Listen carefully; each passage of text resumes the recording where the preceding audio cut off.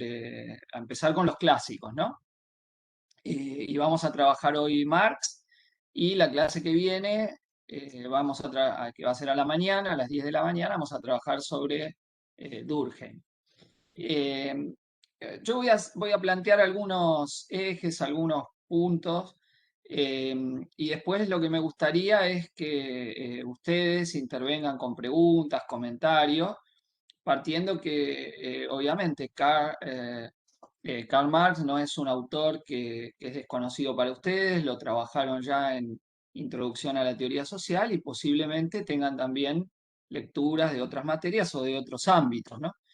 Eh, y tienen como referencia un texto elaborado por Julio y por Mariel, otra de las compañías de la cátedra, que está en el libro de cátedra en Teoría Social y Trabajo Social, que es sobre el cual vamos a basarnos en los comentarios que hagamos sobre los llamados clásicos, ¿no? Los clásicos de la teoría social, que no siempre fueron pensados de esta manera, se agrupaban todos los autores así, pero que es, digamos, un poco lo comentábamos en alguna clase anterior, como en la síntesis o la visión que se hace de la teoría social contemporánea, digamos, hay cierto consenso, ¿no? En trabajar sobre la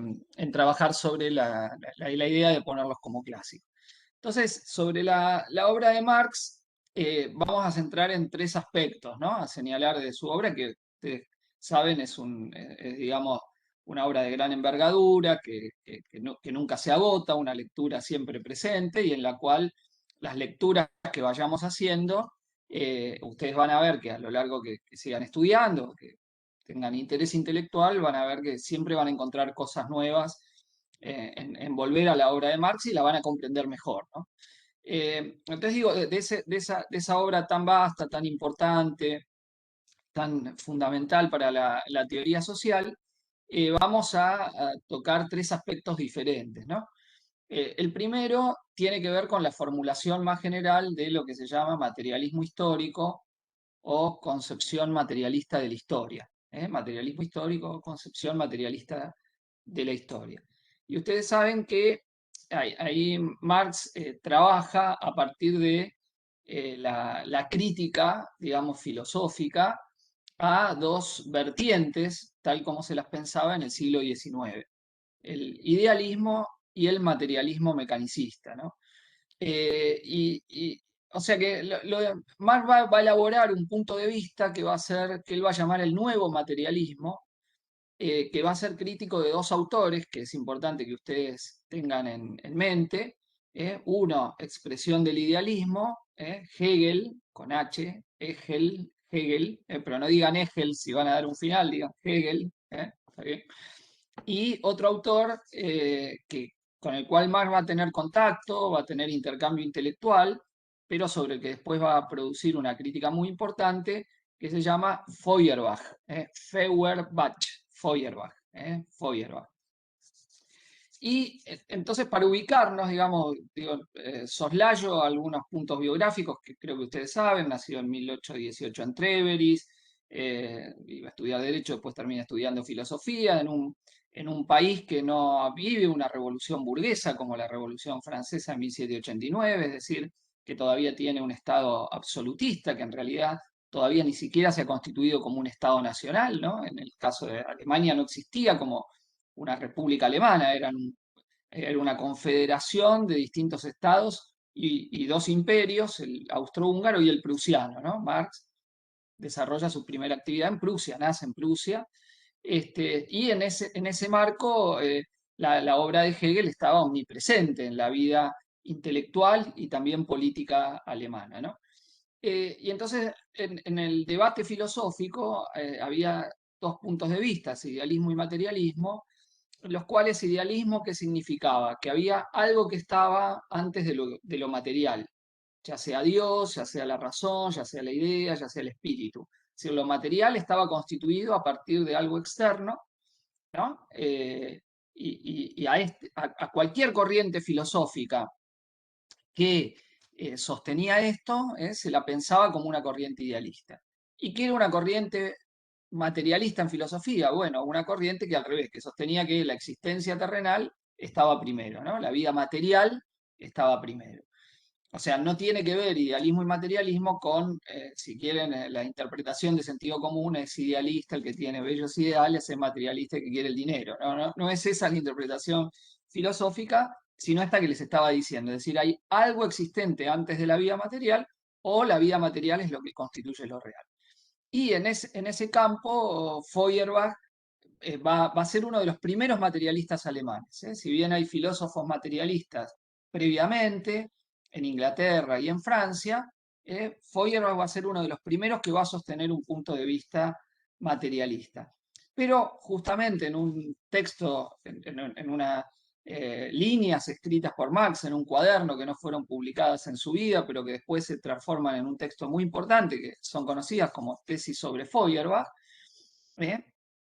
Marx va a decir que la crítica materialista de Feuerbach tiene puntos débiles. Porque Feuerbach pensaba y hablaba de un ser humano ahistórico. Decía, el hombre tiene tales y cuales características. Y entonces uno de los puntos muy importantes de la teoría de Marx, y por eso se llama concepción materialista de la historia o materialismo histórico, es justamente que nosotros estamos determinados históricamente por las relaciones sociales dentro de las cuales existimos, nos desempeñamos, nos desarrollamos.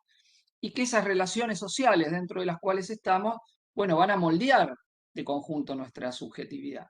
Es decir, el hombre abstracto, el ser humano abstracto del que hablaba Feuerbach, para Marx es justamente una abstracción porque no puede encontrarse en la realidad. Es decir, no es que todas y todos tenemos las mismas características, independientemente de las relaciones sociales donde estemos viviendo, sino por el contrario, nuestras características, nuestra subjetividad, se va a ir conformando a partir de esas relaciones sociales que establecemos.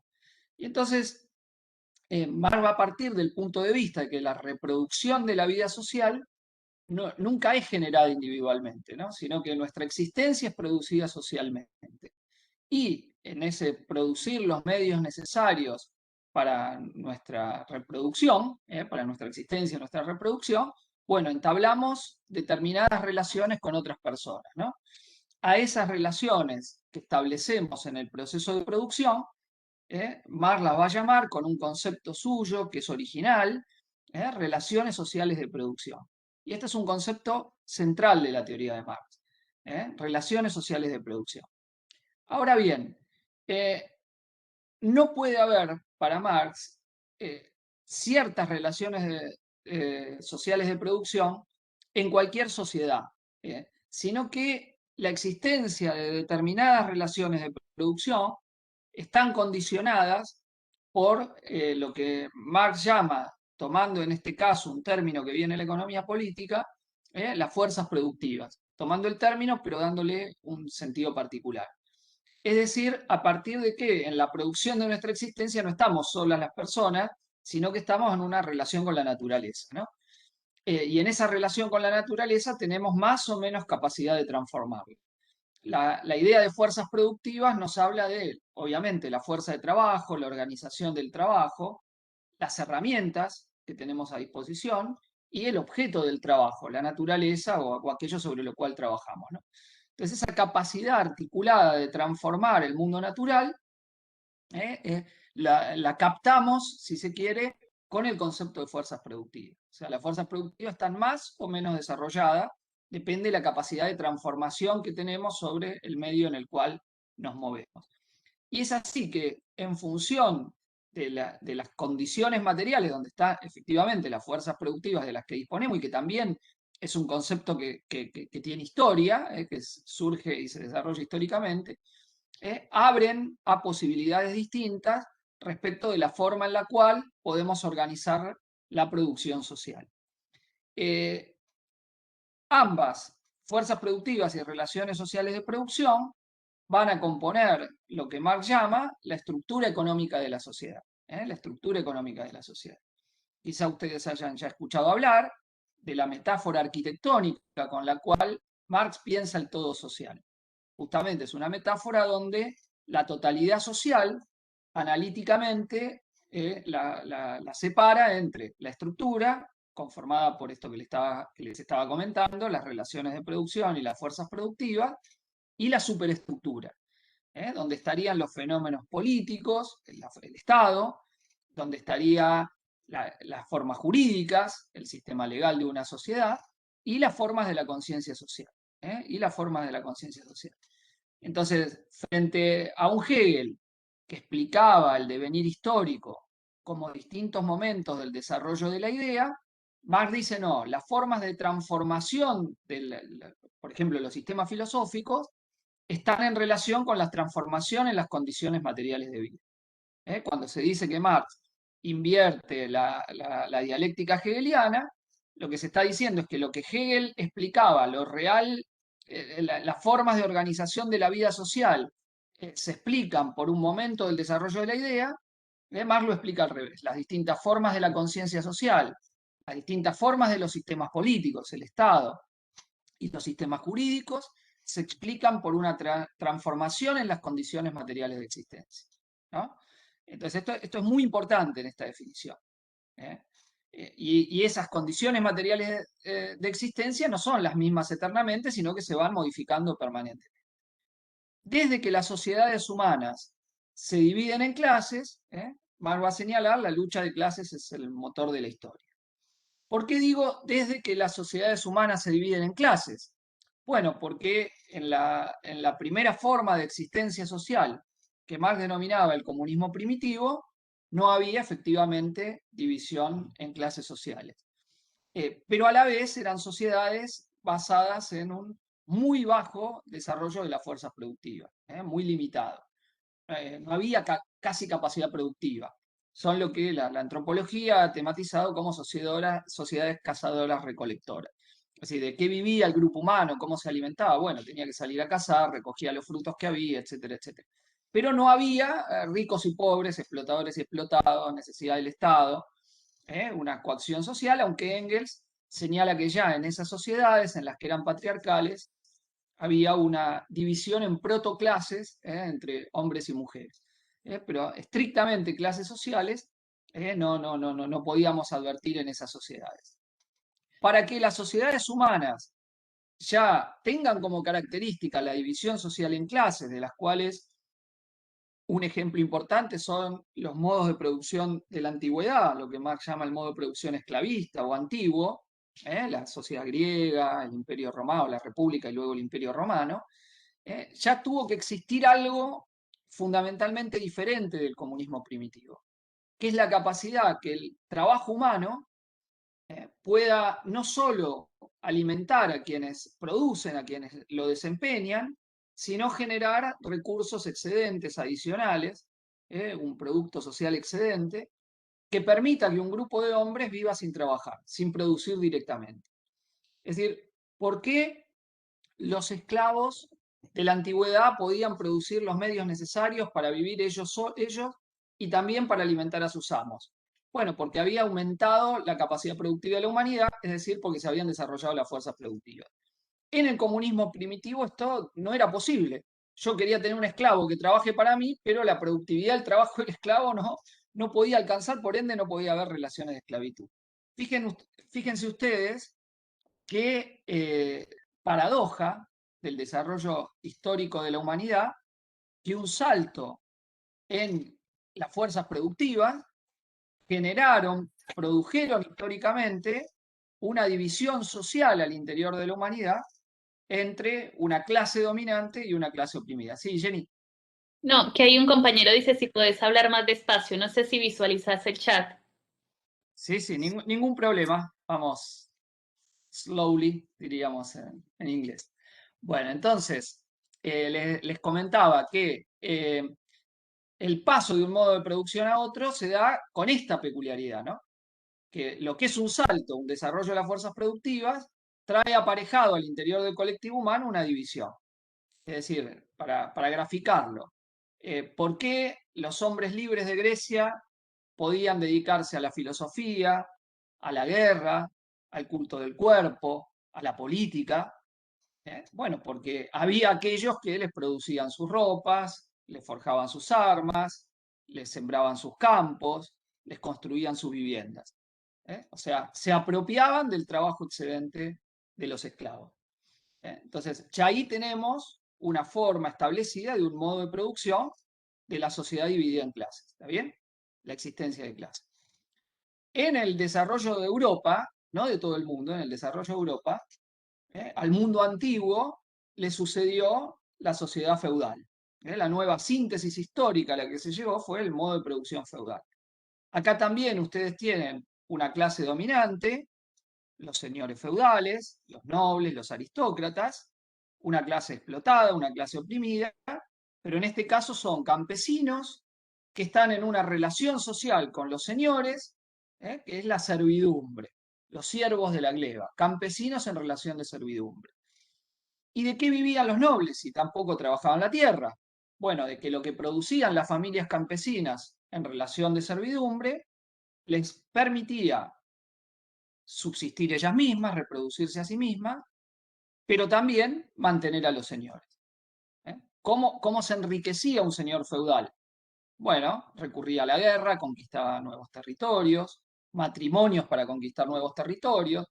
¿Y por qué era importante conquistar nuevos territorios? Significaba nuevos súbditos. Y nuevos súbditos, siervos que estaban que le servían justamente a él, implicaba más recursos. No es que un señor feudal pensaba, voy a poner una empresa, etcétera, etcétera. No, era otra lógica del funcionamiento de ese modo de producción. ¿Está bien? La clase dominante se apropiaba del excedente de los campesinos, quedándose con parte de su producción, de diversas maneras. No importa ahora señalarlo, simplemente el concepto. Así como el dueño de esclavos en el mundo antiguo se apropiaba del excedente de los esclavos, en la sociedad feudal, el señor feudal se apropiaba del excedente que generaban los campesinos. Bueno, a la sociedad feudal y sus contradicciones le va a sobrevenir el modo de producción capitalista. Y otra configuración del sistema de clases, diferente, una configuración diferente, en donde ya las clases centrales no van a ser amos y esclavos como en el mundo antiguo, señores y siervos como en el mundo feudal, sino la burguesía y el proletariado, capitalistas y obreros, empresarios y trabajadores, como ustedes quieren llamarlo, pero el concepto es el mismo. Es decir, por un lado, propietarios de los medios de producción y de cambio, esa es la definición de la burguesía, capitalista, etcétera. El burgués, quien es el propietario de medios de producción y de cambio, y del otro lado, la clase explotada por ellos, el proletariado, la clase trabajadora, la clase obrera, que desprovista de toda propiedad, para subsistir, se ve obligada a vender su fuerza de trabajo al capitalismo. Entonces, antes de ir a señalar algunas cuestiones características del modo de producción capitalista, me interesaba comprender un par de cuestiones en esto que hemos estado conversando. Es decir, en la teoría de Marx no es que todo se reduce a lo económico, como algunos críticos falsamente le señalan. Marx siempre estudia la totalidad social, no dice hay solo que estudiar las relaciones económicas. Lo que dice, lo que sí dice Marx, es que no se puede entender el devenir de los sistemas ideológicos sin relacionarlos con las transformaciones en las condiciones materiales de existencia. O sea que si ustedes fuesen historiadores del derecho, desde Marx no harían nunca más una historia pura del derecho, sino que siempre sería una historia social del derecho. O una historia de las ideas, siempre para Marx es una historia social de las ideas, relacionadas con las condiciones materiales de vida. Un filósofo marxista italiano, Antonio Labriola, explicaba esto muy gráficamente cuando decía, las ideas no caen del cielo, las ideas no caen del cielo.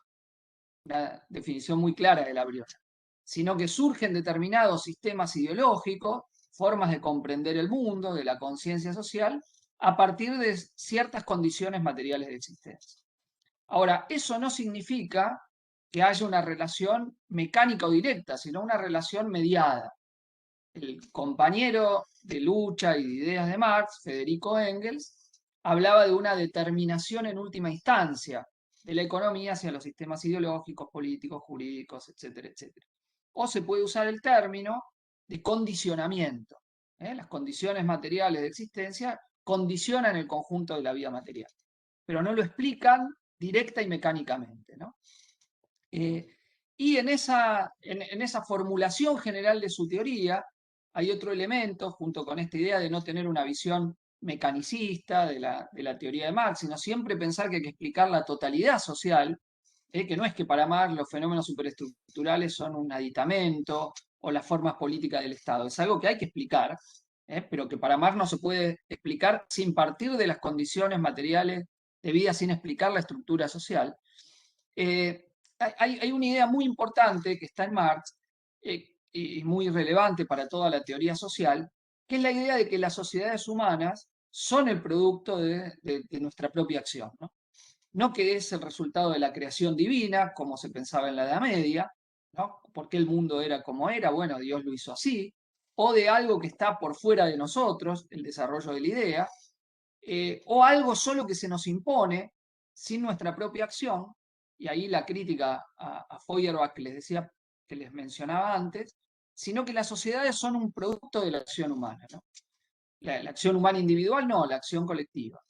Y esto es muy relevante porque si, como dice en otro texto, en el 18 Brumario, y está citado en el texto que escribieron Julio y Mariel, si las personas hacemos la historia, pero no en las circunstancias elegidas por nosotros, bueno, esto es muy importante, porque justamente si la historia es un producto de la acción humana colectiva, la acción humana colectiva puede transformar la sociedad. Entonces, en esas tesis de Feuerbach que les comentaba hace un rato, Marx decía que el lado activo humano no era solamente el pensamiento, como creía Hegel, sino que teníamos la capacidad de transformar nuestras condiciones generales de vida. Es decir, no somos simplemente un producto de las circunstancias históricas, sino que las circunstancias históricas son algo que hacemos nosotros también con nuestra acción. Y este es un punto de vista muy importante para la teoría social. O sea, los materialistas del siglo XVIII y el propio Feuerbach decían, bueno, el hombre es producto de las circunstancias. Sí, pero ¿de dónde surgen las circunstancias? Unas no las controlamos, el mundo natural, perfecto, pero el mundo social, que ese es el producto de la acción histórica de los seres humanos en nuestra relación con el mundo natural. Entonces, este es un punto que me interesa destacar, ¿no?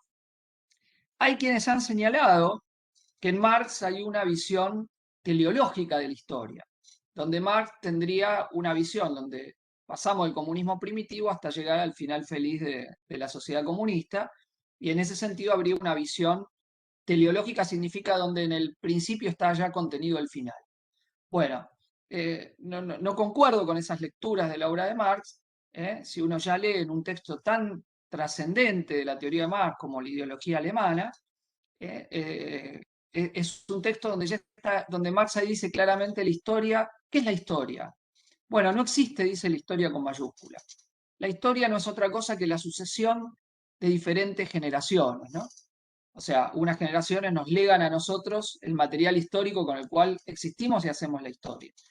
Y en ese sentido, la historia es siempre historia abierta. No es que tiene una finalidad dada, no es que tiene un final hacia donde la historia va, un sentido determinado, ¿no? Y me parece que esa es la forma también más productiva de leer la obra de Marx, ¿no? Ahí preguntan por la bibliografía, yo me estoy refiriendo centralmente al texto del libro de cátedra, Teoría Social y Trabajo Social, que lo pueden bajar de internet, y bueno, y ahí tienen referencias bibliográficas sobre distintos trabajos de Marx que también pueden consultar. Pero para ver los clásicos, partiendo que ustedes ya tienen algunas lecturas de estos autores, vamos a centrarnos en los trabajos que están escritos en el libro de cátedra. La vez que viene vamos a hacer lo mismo con Durkheim, y después la otra semana Julio lo va a hacer con Max Weber, con la obra de Max Weber. Entonces, digo, hay un primer conjunto de conceptos de Marx muy importantes que es entonces esto que llamamos el materialismo histórico, la concepción materialista de la historia, donde el trabajo entendido antropológicamente, la actividad que trabajamos sobre el medio material, sobre el mundo natural, nuestra capacidad de acción, de transformación del mundo de la naturaleza, el trabajo entendido en este sentido, es un concepto muy importante porque es la capacidad que tenemos distinta de otras especies, ¿no? En los famosos manuscritos económico-filosóficos, textos de la juventud de Marx, escritos en París en el año 1844, En esos textos Marx hace una afirmación, dice, la alienación del mundo capitalista nos lleva a que nos sintamos humanos plenamente cuando hacemos lo mismo que hacen otras especies, dormir, comer, reproducirnos, y que cuando hacemos esa actividad propiamente humana, que es el trabajo, al revés, nos sintamos que estamos animalizados, ¿no? Embrutecidos. Bueno, esto es muy importante para tenerlo en cuenta, porque para Marx, justamente la posibilidad de superar la alienación de las relaciones de producción capitalista o propias del modo de producción capitalista, implican justamente sentirnos emancipados en la actividad del trabajo y no alienados, extrañados y en últimas animalizados, como decía Marx en ese texto, ¿no? Eh, entonces hay este primer aspecto que, insisto, es muy importante entender en qué sentido Marx es materialista, ¿no? ¿Por qué hablamos de materialismo histórico o de concepción materialista de la historia? En la superestructura hay un aspecto que está presente que es el Estado, ¿no?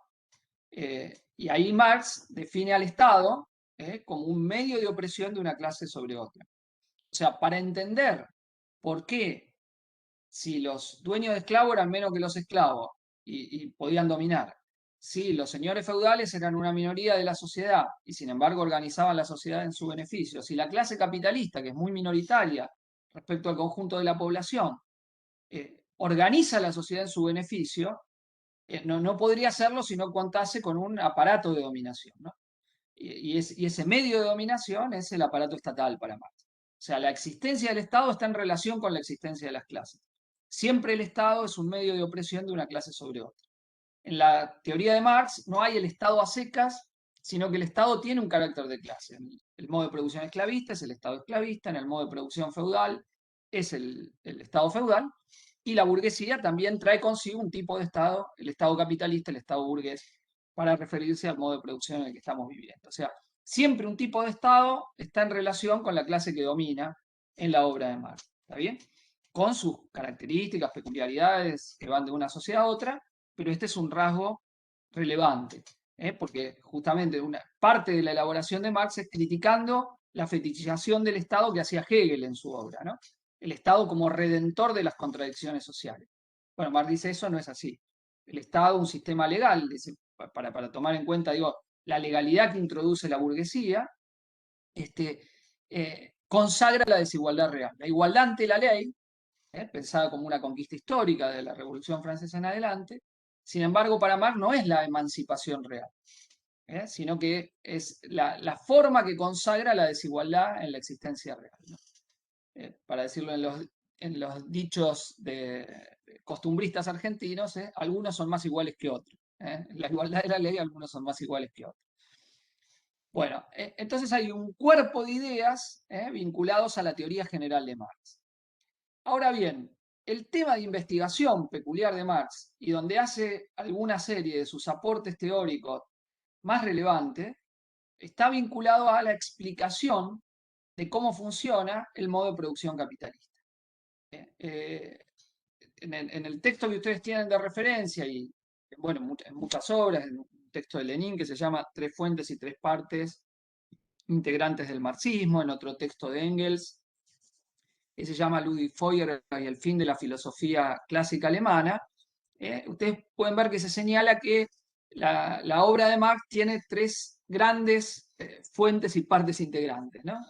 La filosofía clásica alemana, la que me refería antes, Hegel, Feuerbach y otros autores, Kant antes que ellos, la filosofía clásica alemana, la economía política inglesa, la economía política inglesa con dos nombres muy importantes, que son David Ricardo y Adam Smith, y el socialismo utópico inglés y francés.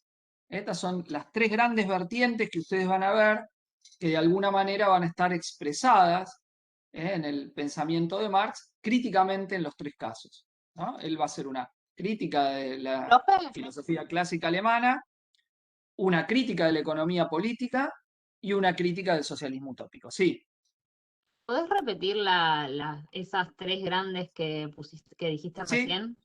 la filosofía clásica alemana, la economía política inglesa y el socialismo crítico utópico inglés y francés. ¿Eh? Filosofía clásica alemana, economía política inglesa, socialismo utópico o socialismo crítico utópico inglés y francés. Sí, para desarrollar la concepción materialista de la historia, Marx emprende una crítica de la filosofía clásica alemana, no solo en su vertiente idealista, sino el materialismo mecanicista también. Para explicar el funcionamiento del modo de producción capitalista, Marx se va a meter de lleno en la crítica de la economía política inglesa, que era lo más avanzado que había en cuanto a teorización de cómo funcionaba la economía en la sociedad. Y no casualmente, los grandes economistas se desarrollan donde estaba más avanzada la economía capitalista, es decir, en Inglaterra en aquel momento, en el siglo XIX, es decir, la patria de la revolución industrial. Y entonces, ¿qué problema había? ¿Qué problema teórico tenía que abordar Marx? Bueno, ¿por qué el capital crece? ¿Por qué se acumula?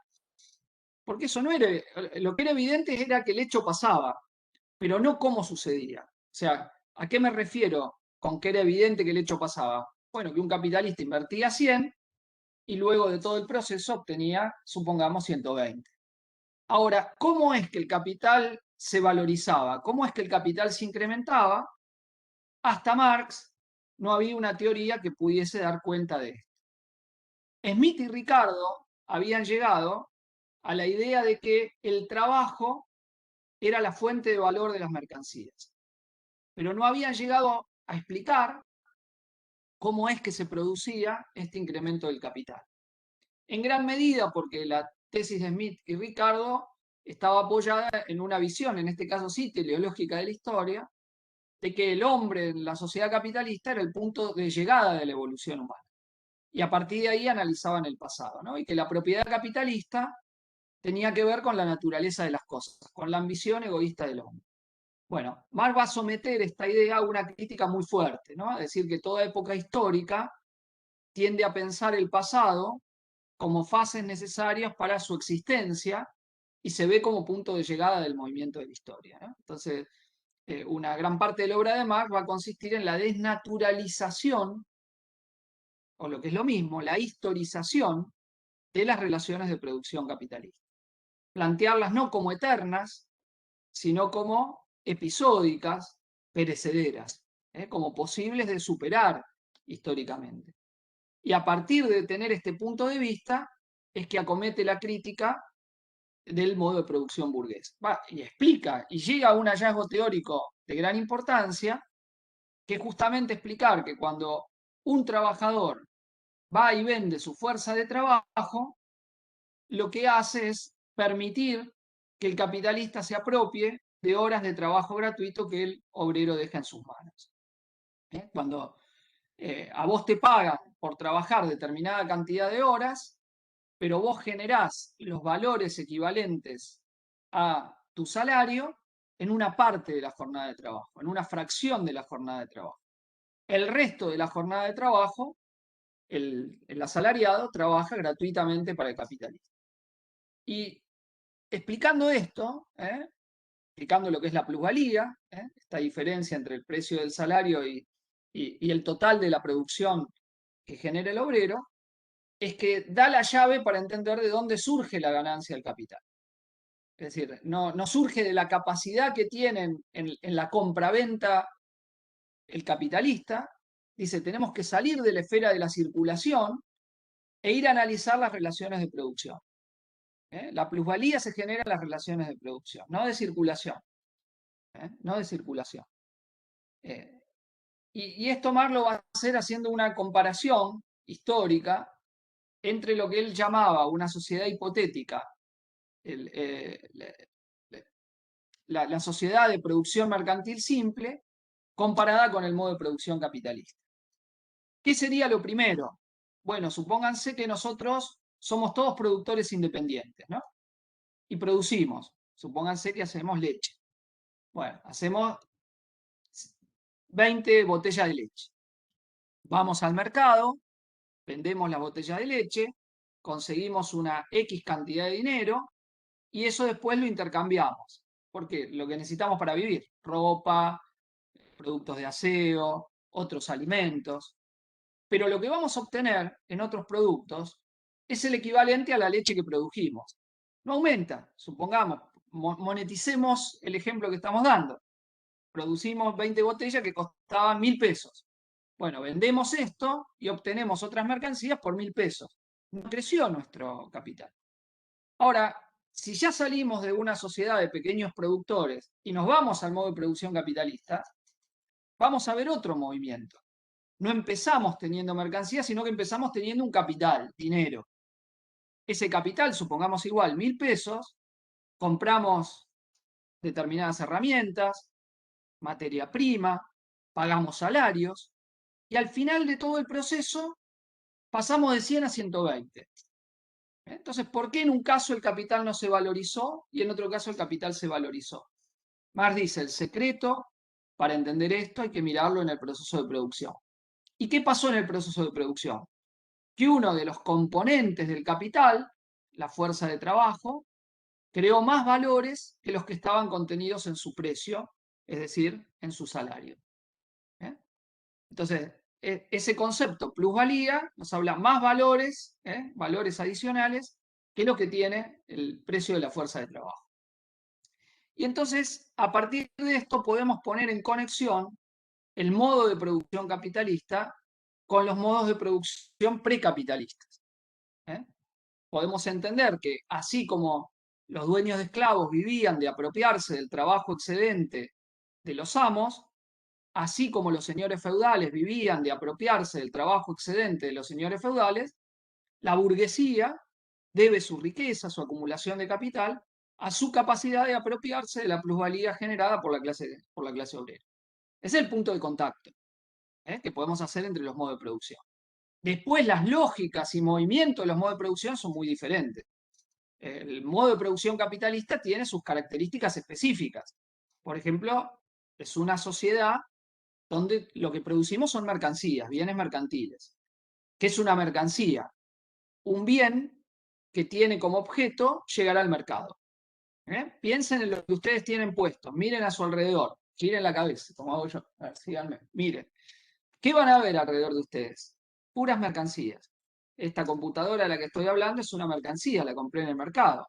La puerta que tengo acá a mi izquierda es una mercancía, los libros que tengo atrás son mercancía, la silla en la que estoy sentado es una mercancía, el buzo que tengo puesto es una mercancía, el teléfono que tengo acá al costado es una mercancía, la virome, el anteojo, todas mercancías, o sea, bienes comprados en el mercado. La sociedad capitalista es una sociedad de producción generalizada de mercancías. En las sociedades precapitalistas había mercancías, pero solo expresaban una partecita de la producción social. Por ejemplo, lo que el campesino producía para alimentarse él y su familia no eran mercancías, no producía para vender en el mercado, comía. Es como si ustedes tienen una quinta y ahí siembran tomates y en la quinta del fondo tienen un jardín, en el fondo hacen tomate y comen esos tomates. Esos tomates no son mercancías, son bienes de uso propio. ¿Eh? Ahora, si ustedes van a la zona de abasto y van a ver todo un montón de invernáculos, las quintas, no producen para comer los que trabajan en la quinta.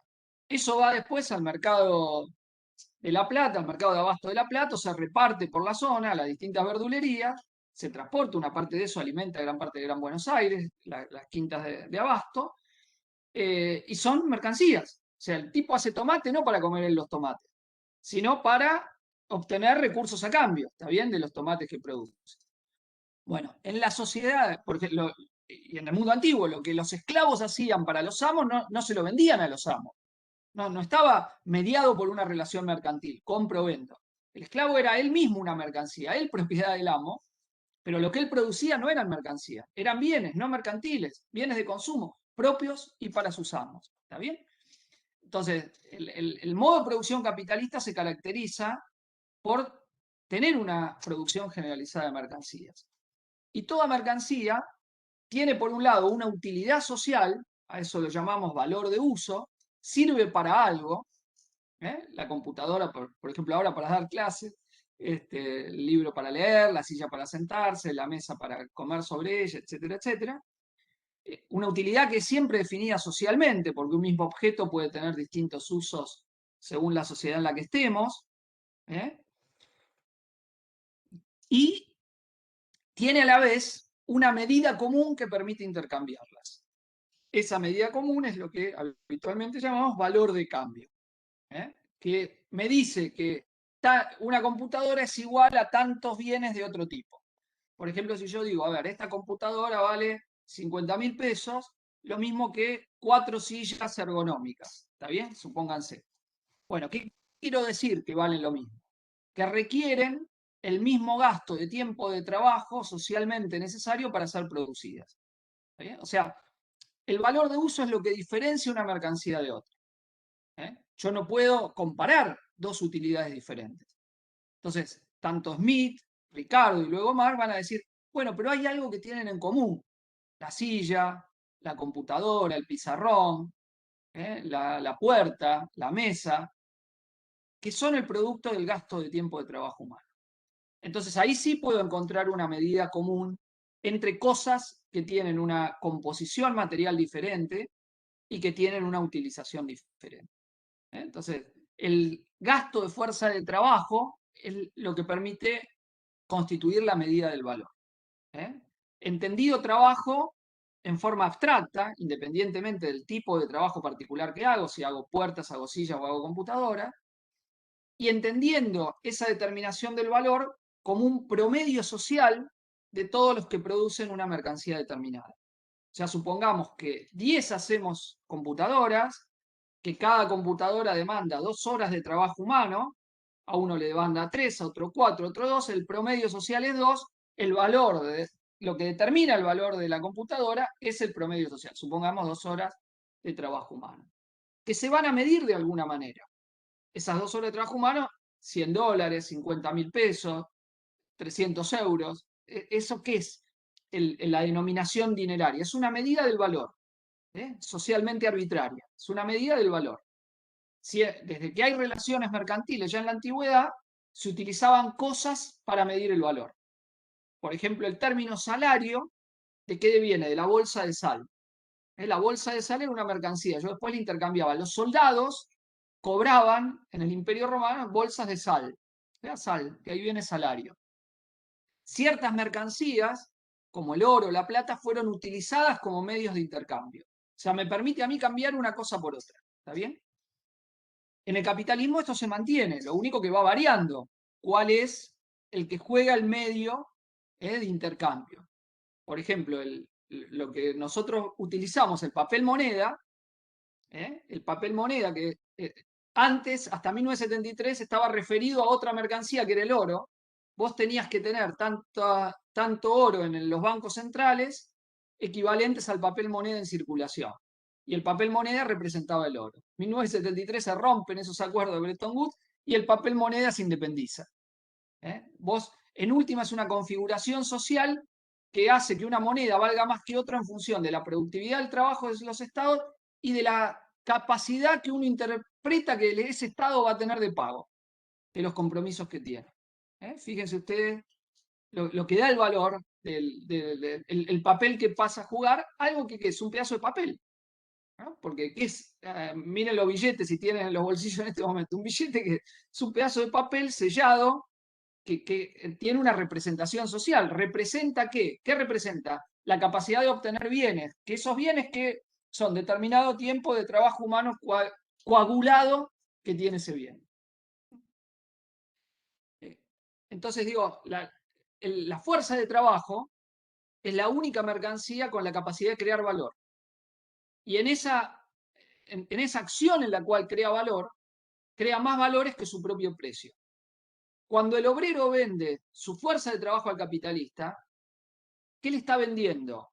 El gasto de trabajo humano por una cantidad de horas. No lo que produce en ese tiempo de trabajo humano. ¿Se entiende?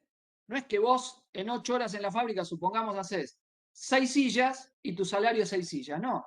Vos tenés que gastar trabajo humano equivalente a tal salario y si produjiste lo equivalente al salario en menos horas, el resto de la jornada trabajar gratis para el capitalista.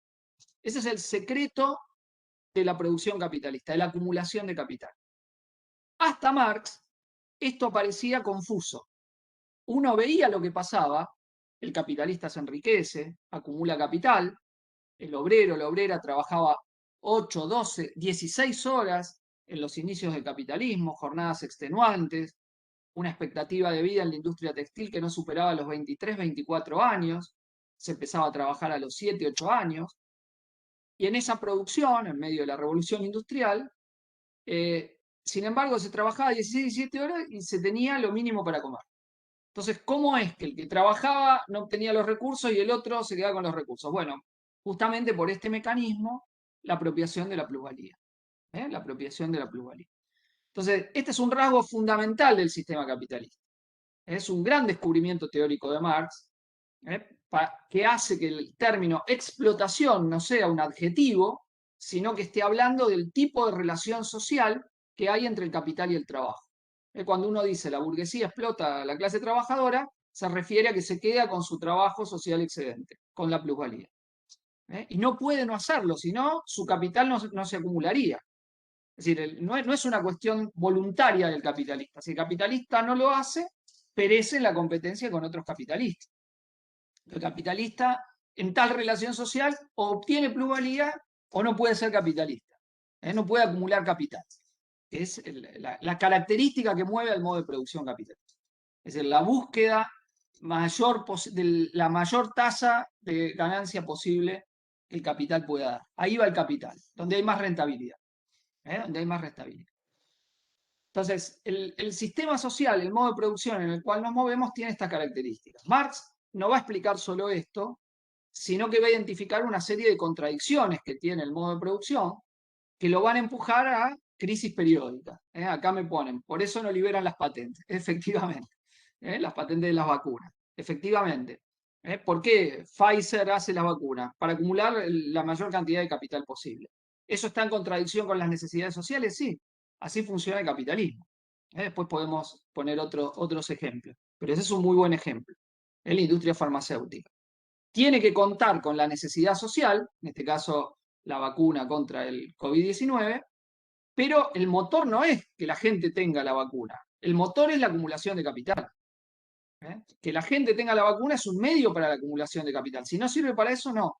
Y en función de eso, la patente, efectivamente. Se valoriza, es una forma de valorizar el capital.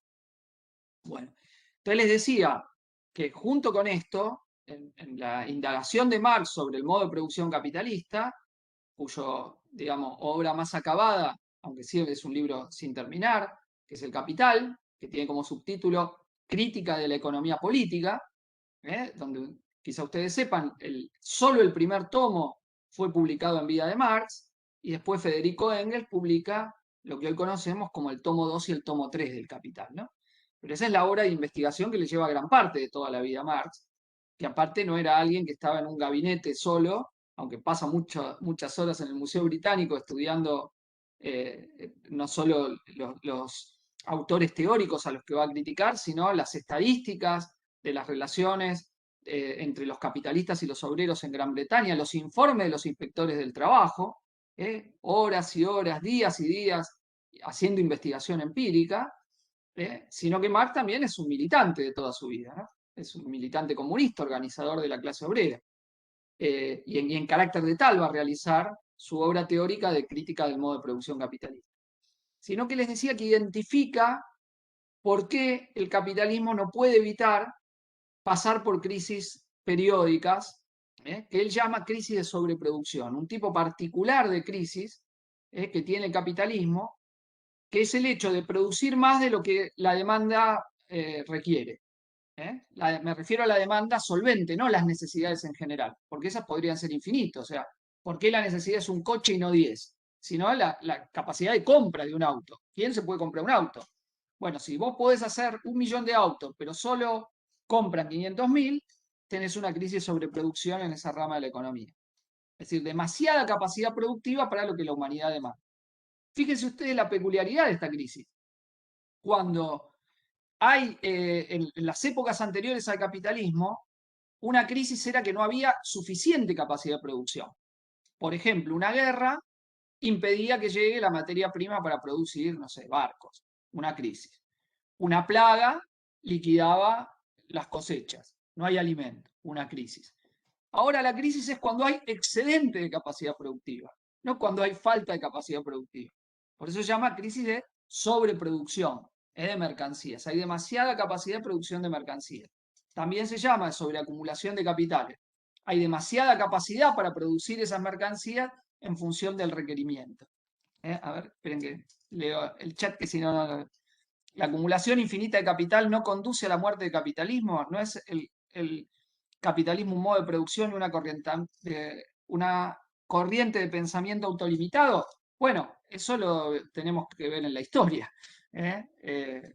O sea, ¿en qué sentido? Marx dice, ningún tipo de organización social es eterna. Y eso es así. El capitalismo va a ser reemplazado por algún otro tipo de organización social o las contradicciones de la sociedad pueden llevar al agotamiento de nuestra especie. Hoy, fíjense ustedes que se discute, se debate si estamos en un momento de crisis civilizatoria y crisis ecológica. ¿No? Se puede agotar el planeta, lo podemos hacer pomada y chau todo, no queda nada de nosotros. Eso es una perspectiva histórica real. En la última parte del siglo XX se pensaba otras formas de aniquilación de la especie, la guerra nuclear. Si ustedes habrán visto películas de ciencia ficción desde la década del 50 en adelante del siglo pasado, ¿qué trataban? El mundo posnuclear. Quedaba algo del mundo posnuclear, desde el planeta de los simios hasta Mad Max, son los mundos posnucleares. ¿Qué se pensaba? Una destrucción de la sociedad tal cual es. Ahora, a ver, pandemias como esta se pensaba, ¿destruye la humanidad? Bueno, hay películas que tratan sobre eso. Una que se llama también Contagio, que creo que es del 2009, ¿no? Que trabaja sobre la pandemia. Bueno, entonces, ¿cómo será la superación del capitalismo? No sabemos. Marx lo que identifica es una condición de posibilidad. Dice, esta sociedad ha generado condiciones para ser superada las relaciones de clase y para que la organización de la producción, si se hace en función de la satisfacción de las necesidades y se planifica racionalmente, puede permitir superar el estado de dependencia respecto del trabajo de la humanidad. Es decir, si la ciencia y la técnica, en vez de estar al servicio de la acumulación del capital, está al servicio de satisfacer las necesidades humanas, se puede acortar radicalmente la jornada laboral, obviamente, previamente transformando a la propiedad privada en propiedad colectiva y pasar a un nuevo estadio de organización social que Marx llamaba el socialismo y en perspectiva el comunismo. ¿Eh? O sea, ¿qué creaba para Marx el capitalismo? Las condiciones necesarias para su propia superación, ¿no? Para su propia superación histórica. Ahora, ¿eso era inevitable en el sentido progresivo? No, era una lucha. Por eso les digo, la lucha de clases es un concepto central en Marx. No es que estaba definido, che, ya gana el proletariado, me siento a esperar. Si no, Marx se hubiese sentado en su casa y todos los que han sido los grandes marxistas de la historia, Rosa Luxemburg, Lenin, Trotsky, Gramsci, no se hubiese molestado en poner su vida expuesta, militando incesantemente para transformar el modo de producción capitalista. ¿No? Si fuese inevitable su superación por una sociedad igualitaria, sin explotación, sin opresión, uno se siente a esperar y listo. Pero no, en Marx siempre la historia es historia abierta y lo que define es la lucha de clases. ¿No? O sea, la posibilidad. Ahora, en primer lugar está la posibilidad histórica de la superación del modo de producción capitalista. O sea, que no es una sociedad eterna. Esa superación Marx obviamente no la pensaba evolutivamente ni por la buena voluntad de las clases dominantes, sino lo pensaba a través de una revolución social en tanto y en cuanto las clases dominantes en ninguna sociedad histórica abjuraron de su propio dominio, sino que siempre fueron forzadas. Los nobles no es que dijeron, me convenció Rousseau, qué razón que tenían Diderot y los iluministas, sino que tuvo que estar la Revolución Francesa. Hasta ahí no se agotó la nobleza. O digo, no nos emancipamos de España porque el rey un día dijo, che, tienen razón los criollos. O en Estados Unidos no abolieron la esclavitud porque se dieron cuenta que estaba mal. No, tuvo que pasar una guerra civil victoriosa del norte contra el sur para que liberen a los esclavos y así y todo, 100 años más de leyes segregacionistas y así y todo, el racismo social que permea la sociedad norteamericana. O sea, los privilegios de las clases dominantes siempre han sido arrancados por las clases poseedoras, no es que lo han dado gratuitamente ni por un problema de ideas, sino por un problema de fuerza material. Y en eso Marx tenía plena conciencia en el siglo XIX y la historia no ha hecho más en este aspecto que mostrar esa realidad. No, es que no tenemos ningún ejemplo donde una sociedad capitalista, la burguesía dijo, me hago socialista. No hay. Más bien hemos visto una burguesía que ha resistido muchísimo durante toda la historia posterior a Marx. Entonces, en la teoría Marx identifica cómo funciona el modo de producción capitalista, sus características específicas, sus contradicciones y las condiciones de posibilidad de su superación histórica. ¿Eh? Digo, y soy enfático en este término, condiciones de posibilidad de su superación histórica, no que inevitablemente va a ser superado de esta forma o de esta otra forma. Eso será un resultado de la lucha de clases, para decirlo en los mismos términos que dice Marx. Bueno, paro yo acá para que hagan ustedes preguntas que seguro van a tener muchas. Por ahí preguntan, dice, María Antonieta prefirió ser decapitada antes que perder sus privilegios. No, María Antonieta no quería ser decapitada, opinaba que no iba a ser decapitada. Fue un mal cálculo, ¿no? Es que prefirió ser decapitada antes que entregar. No, pensaba que no iba a hacerlo y se equivocó. El rey también, el rey Luis XVI también. Se confundieron los Borbones, pensaban que iban a contener la revuelta y no lo lograron. ¿eh? Como pasó otras veces en la historia. Un mal cálculo de las clases dominantes. Porque una cosa es decir que las clases dominantes tienen un aparato de dominación y otro que ese aparato de dominación no puede ser quebrado. Es decir, en la historia hemos dicho muchas veces que sistemas de dominación que se mostraban como imposibles de modificar, sin embargo, han sido modificados. ¿no? Esto es muy importante, porque en toda sociedad tiende a verse que esa sociedad es inevitable que sea así, que nunca puede cambiar, que todo va a ser de esta manera. Y bueno, la historia no nos muestra eso, nos muestra al revés, que los sistemas históricos han tenido transformaciones enormes, monumentales. ¿Quién iba a pensar que no iba a haber esclavos? ¿Quién iba a pensar que no iba a haber relaciones de servidumbre, que se iba a agotar la nobleza, que iba a haber relaciones de igualdad entre los géneros relativamente? ¿no? Que íbamos a discutir elementos centrales del patriarcado como hoy se están discutiendo. O la descolonización. Piensen ustedes que hasta 1945, 46, y un poquito más, les diría, hasta 1950 y pico, la gran mayoría de África y de Asia eran colonias, no eran ni siquiera estados independientes. ¿no? Hoy podemos discutir la dominación neocolonial, pero no tenían ni siquiera independencia formal. Argelia se libera de Francia en 1962, consigue su independencia, termina entre 1959 y 1962, consigue su independencia, Argelia. Vietnam derrota a Estados Unidos en 1975. China logra su independencia nacional de la ocupación japonesa al final de la guerra y se transforma en un estado que expropia el capital en 1949. La India es un país independiente recién en 1947 respecto de Gran Bretaña. El mapa de África hasta mediados del siglo XX era un mapa dominado por 6 o 7 grandes potencias. Entonces esto es muy importante también para tener en consideración. Es decir, el mundo se transforma mediante las acciones de quienes no son los privilegiados en el mundo. No es solamente que se hace de arriba hacia abajo, ¿no? De abajo también el mundo se reestructura, se revoluciona. Bueno, al menos eso es si miramos la historia. Bueno, abrimos a preguntas. Profe, ¿cómo va? ¿Podrías explicar, por favor, estas dos facetas que menciona Marx de la cuestión social, la objetiva y la subjetiva? Bueno, a ver, al objetivo que me referí, las relaciones sociales de producción, ¿está bien? Esas son objetivas. Uno es obrero o burgués, independientemente de cómo piense y de si está organizado o desorganizado. Es decir, uno pertenece a una clase en una determinación objetiva. Vos podés decir, ¿cómo me gustaría ser un burgués? Pero si no sos propietario de medio de producción y de cambio y no explotas obrero, no sos un burgués aunque pienses como un burgués. ¿Está bien? Es la determinación objetiva. La relación social de producción nos constituye objetivamente. Ojo, hago una aclaración. No es que para Marx en la sociedad hay solo burguesía y proletariado. No, hay también clases medias, lo que Marx llama la pequeña burguesía. Es decir, franjas de la sociedad que no pertenecen ni a la burguesía ni al proletariado. Por ejemplo, alguien que atiende un kiosco con su familia, pequeño burguesía comerciante. Un abogado que atiende su estudio, pequeño burguesía profesional. Un campesino que trabaja él su propia tierra y vende sus productos en el mercado, pequeño burguesía agraria. ¿Se entiende? No hay ahí relación directa capital-trabajo, sino pequeña burguesía. Puede ser, en general es propietaria la pequeña burguesía, pero el término clase media no es en categoría marxista, es un término que me analiza alta, media y baja, los que tienen más, menos, dentro de otro marco teórico. En el marco teórico de Marx, las clases son burguesía y proletariado las fundamentales, las que le dan su característica fundamental al capitalismo. Entonces, lo social se constituye a partir de ciertas relaciones objetivas de producción, ¿no? Ciertas relaciones sociales de producción.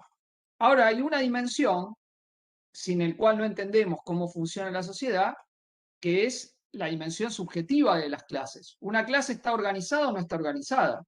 No es lo mismo si la clase obrera tiene sindicatos, partidos, conciencia de clase que si no la tiene. Si la clase obrera está toda desorganizada, bueno, luchar le resulta mucho más complejo. A ver, si vos trabajás en una fábrica y va solo el obrero a hablar con el patrón, no tiene ninguna fuerza. Uno tiene todo, el otro no tiene nada. Si en cambio los obreros se organizan, constituyen una fuerza social, por ejemplo un sindicato para negociar salario, ya es otra cosa. Ya tiene fuerza, dice, no, paramos, se organiza como fuerza colectiva. Ahí hay una dimensión subjetiva de la vida social, es decir, las formas de conciencia social y de organización de la vida social, ¿no? Que son fundamentales para entender cómo la sociedad se mueve. No es que simplemente me quedo en la definición objetiva, no. La tradición, la historia, las creencias, las formas de ver el mundo, todo eso es fundamental para entender el movimiento de la historia. Y Marx le da mucha importancia cuando hace sus textos de análisis histórico, ¿no? O sea, no donde formula la teoría general, sino donde analiza, por ejemplo, la historia de las revoluciones en Francia en 1848. Un texto que se llama Las luchas de clases en Francia, u otro que recién mencioné, el 18 Brumario de Luis Bonaparte. Ahí ustedes van a ver como Marx la forma en la cual se organizan las clases, las fracciones de clase, los grupos, todo eso, pero le da una importancia enorme, fundamental para entender lo que pasa en la sociedad, ¿no? Que de eso se trata, explicar lo que pasa en la sociedad. O sea, la lucha de clases no se da en abstracto, se da a partir de una historia de constitución determinada de las clases, ¿no? Y justamente esa conciencia surge de la lucha, ¿no? Esa idea está muy fuerte en Marx, en muchos textos, ¿no? La conciencia, la organización surge de la lucha. ¿Y la lucha por qué surge? ¿Por qué para Marx es un fenómeno objetivo? Bueno, porque hay explotación. La lucha surge de una condición estructural de la sociedad, no de algo que uno mete por ahí. ¿Por qué hay lucha de clases? ¿Por qué hay explotación? La lucha de clases es un resultado de que hay relaciones de explotación. Si las relaciones fueran igualitarias, no habría lucha de clases. Habría otro tipo de lucha, pero no de clases. En tanto hay opresión y hay explotación, hay lucha y enfrentamiento. El trabajador quiere que le saquen la menos plusvalía posible y el capitalista sacarle la mayor plusvalía posible.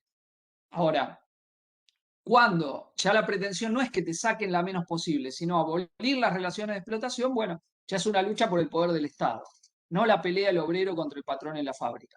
Es una lucha por quién dirige la sociedad, qué clase dirige la sociedad. No sé si se entendió más o menos, ¿está bien? Entonces, una dimensión objetiva es la definición de las clases sociales, de la estructura social, independientemente de las formas de pensamiento y organización de las clases. Pero hay una dimensión subjetiva del análisis de las clases en Marx también. Una dimensión subjetiva muy importante.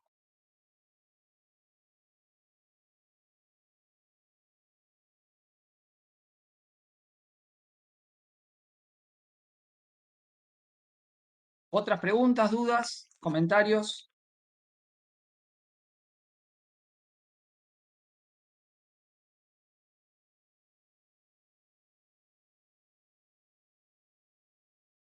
Hablamos de muchos temas, así que no creo que no tengan dudas. ¿eh?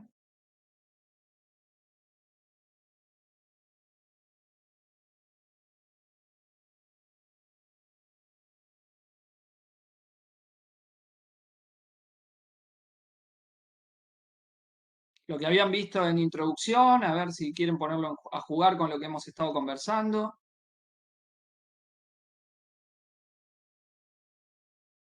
A ver ahí la pregunta que hay.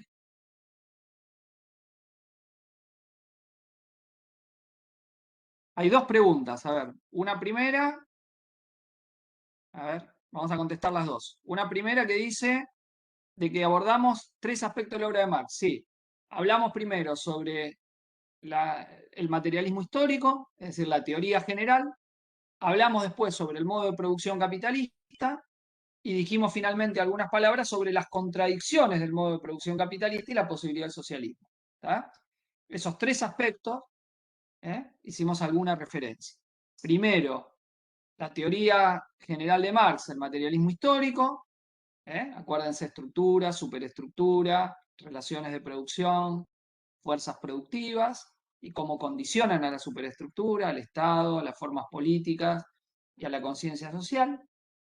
Hablamos de algunas características del modo de producción capitalista y en particular qué es la plusvalía, o sea, la relación capital-trabajo, el fundamento de esa relación, entender por qué se acumula capital.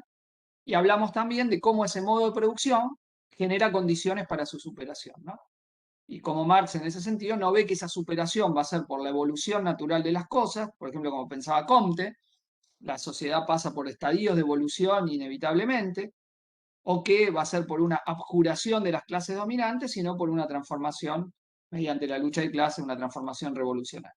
¿Está bien? Esos tres aspectos mencionamos. Por ahí hay un compañero que pregunta la explotación entre países.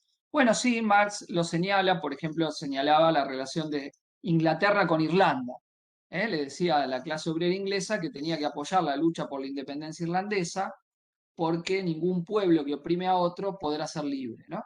Usaba esa metáfora Marx. Y después, dentro de la tradición marxista, le cabe a los marxistas de comienzo del siglo XX haber formulado una teoría, desarrollando la teoría de Marx, la teoría del imperialismo. La relación de que no todos los estados son iguales, sino que unos viven de la explotación de otros estados, ¿no? Quizá habrán escuchado hablar de un famoso folleto de Lenin que se llama El imperialismo, fase superior del capitalismo, pero que es todo un debate que hay en los marxistas de la época para explicar por qué había un puñado de naciones que eran ricas y la mayoría del mundo explotado por ese puñado de naciones, ¿no? Entonces, pensar el capitalismo como un sistema mundial, no como una suma de estados agregados, sino como un sistema donde la riqueza de unos se debe a la explotación de otros estados. Entonces, este problema, el de la explotación de unas naciones por otras, lo van a desarrollar sobre todo los marxistas que viven ya la época en donde el mundo ha sido conquistado y hay naciones que tienen colonias y naciones que son colonizadas por los dueños de las colonias. Pero es una temática ya más desarrollada dentro del cuerpo teórico del marxismo, pero sobre todo desarrollado posteriormente a Marx. No sé si más o menos ese problema que señalaba el compañero que preguntaba la explotación de naciones, queda claro. Creo que, ¿quién fue que preguntó? Franco, ¿no? No sé si es más o menos a lo que te referías. ¿Está bien? Es para entender, a ver, digo, para entender fácil, por qué nosotros tenemos que pagar la deuda externa y otros países emiten y no pasa nada. Y tienen multinacionales en nuestros países donde parte de la característica del imperialismo era lo que se llama exportación de capital. O sea, no tienen fábricas solo en sus estados, sino que abren en otros países para quedarse con la plusvalía que sacan de los obreros de los otros países. ¿Entiendes? Las empresas norteamericanas, españolas, francesas, etcétera, etcétera, sacan plusvalía de esos países y las remiten a sus países. De ahí su mayor nivel de vida respecto de las otras. No, no es que esos países son bárbaros porque sí. Cuando te dicen, mirá los países que le van bien. Bueno, no es que vos no podés separar esos países del lugar que tiene el sistema mundo. No es que cada país se explica en sí mismo, se explica en una relación entre países. Así como yo no puedo entender por qué algunos tienen mucho y otros no tienen nada sin establecer la relación, tampoco lo puedo establecer entre naciones. Tengo que pensar el sistema capitalista como un sistema mundial. Esa es una novedad del capitalismo. El capitalismo es un sistema mundo. Sistema mundo no significa que no tiene escalas y jerarquías, pero sí que es un sistema integrado y una economía mundial capitalista, de la cual algunos se benefician más y otros son perdedores y subordinados dentro de esa jerarquía de naciones en el mundo. ¿Por qué? Bueno, hay razones históricas, algunos llegaron antes y pudieron dominar a otros, y a partir de eso establecieron relaciones de dominación, primero directamente coloniales y luego neocoloniales o semicoloniales o dependientes, según el estado que estemos analizando. Pero ya es un gran tema ese para entenderlo, ¿no? No es como te dicen, che, los países ricos que les va bien hacen esto. No, no, esos países tienen un lugar en la jerarquía mundial que no tienen otro. Entonces se apropian con recursos que pertenecen a esos estados. Y ese es un tema nodal para entender cómo funciona el capitalismo contemporáneo. ¿Eh? Yo No sé quería si te hablar de referías a eso. sí, sí, sí. Yo quería hablar Sí, de la deuda, algo que como que no entiendo muy bien. Por ejemplo, nos dieron plata para pagar la deuda o para ayudar a la gente. Y es como, me llama atención porque es como, si tienen que acumular capital, nos dan plata, pero como para que no caminemos con nuestros propios pies. No digo, como que lo más interesante del FMI no es que paguemos, sino que hagamos caso. Yo lo entendí por ahí. Digo, si me podés explicar cuál es el juego del FMI y la deuda en este sistema capital. Porque bueno, siempre estamos en deuda. nos vamos un poco del tema específico, pero le damos una vuelta de tuerca, no hay problema. A ver, la deuda, no, que hay bancos y endeudamiento de los estados ha habido muchas veces. Por ejemplo, el primer gran endeudamiento del Estado independiente de las Provincias Unidas del Río de la Plata fue con la Baring Brothers bajo la presidencia de Rivadavia, como quizá ustedes hayan escuchado hablar, y se tardaron 80 años en pagar esa deuda. 80 años. Ahora, hay un mecanismo más específico del endeudamiento de los estados después de la Segunda Guerra Mundial y en particular cuando empiezan lo que conocemos con el nombre de las políticas neoliberales, en donde el mecanismo de endeudamiento de los estados es una forma de hacerlos llevar adelante determinadas políticas favorables al intereses del capital más concentrado. Por ejemplo, ustedes habrán escuchado que te dicen, yo te renegocio la deuda si vos haces tales reformas, bajás las jubilaciones, flexibilizás el trabajo, le bajás los impuestos a los ricos. Bueno, es un chantaje la deuda para que vos hagas eso internamente, para que tengas una política favorable al capital más concentrado. Ese es el papel que juega la deuda. Es decir, ¿por qué los recursos del Estado, en vez de invertirse en salud, educación, contención social, etcétera, se destinan a otro lado, a capital financiero o a tal lugar? Es un mecanismo de chantaje y de expoliación de los pueblos del mundo, para que no sea abstracto. Argentina recibió préstamos por 400.000 millones de dólares, no, perdón, pagó 400.000 millones de dólares del 83 a la fecha. Y sin embargo debe 400.000 millones de dólares. Pero pagó 400.000 millones de dólares. Cuando la deuda durante la dictadura creció de 7.000 a 43.000 millones de dólares. Y nosotros desde entonces pagamos 400.000 millones de dólares. Y sin embargo debemos lo mismo que pagamos. Es decir, es un mecanismo de expoliación. Donde los organismos internacionales controlados por los países que tienen el dominio de la economía capitalista mundial juegan un papel central en donde va y a cambio de qué préstamos y renegocian los créditos y los préstamos, como una fuente de presión para aplicar determinadas políticas económicas pro capital, favorable al interés del capital. Eso es más o menos el papel que juega. No el nivel de gasto que tenga el Estado. Estados Unidos, por ejemplo, gasta y tiene un nivel de deuda monumental, pero no le debe la deuda a nadie. No hay ningún Estado que le va a cobrar la deuda a Estados Unidos. Y por eso puede tener planes de expansión y nadie te dice, la maquinita, todo lo que escuchamos en la televisión, no, ni se lo dice. A nosotros sí, ni un IFE. Das un IFE y parece que un gasto terrible. Bueno, pero es parte de cómo el sistema financiero internacional funciona favoreciendo determinados intereses. Dicho muy esquemático, general, ha sido una primera introducción al tema. De un mundo capitalista donde hay ganancias financiarizadas muy importantes. O sea, se han creado nichos de negocios con la especulación financiera muy superiores a los que había en la época de Marx, aunque ya había especulación financiera, crisis bursátil, bolsa, negocios especulativos. Por ejemplo, los ferrocarriles. Se crearon, había compañías de especulación, crisis, fraude, todo eso que vemos había, pero no con el nivel de desarrollo y sofisticación que hay ahora, ¿no? Del sistema de creación de capital ficticio, que es algo a un nivel nunca visto en la historia del capitalismo. Pero bueno, es un aspecto específico del funcionamiento del sistema capitalista. Lo que es muy importante que entiendan que es un sistema, es un sistema, no que es una suma de economías nacionales, sino una economía mundial, donde cada economía nacional es una parte de esa economía mundial, subordinado o dominante. Vos podés tener un lugar subordinado, un lugar dominante.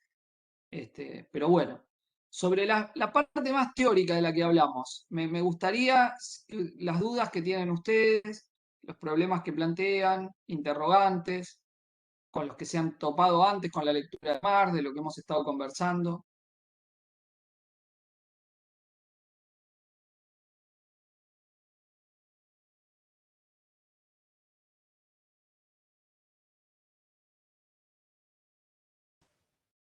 Profe, tengo una consulta. Sí, ¿Podrías sí, explicar un poco lo de la plusvalía absoluta y la plusvalía relativa? sí, no hay ningún problema.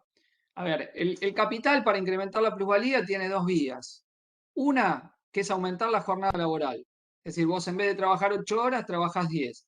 Esa es la vía de aumento de la plusvalía absoluta. O de intensificar el trabajo. Antes tenía 10 minutos para ir al baño, ahora tenés 3. Ahí te aumenta la plusvalía absoluta. ¿Está bien? La plusvalía relativa tiene dos acepciones. La más que se usa comúnmente es producís más porque tenés una mejor tecnología.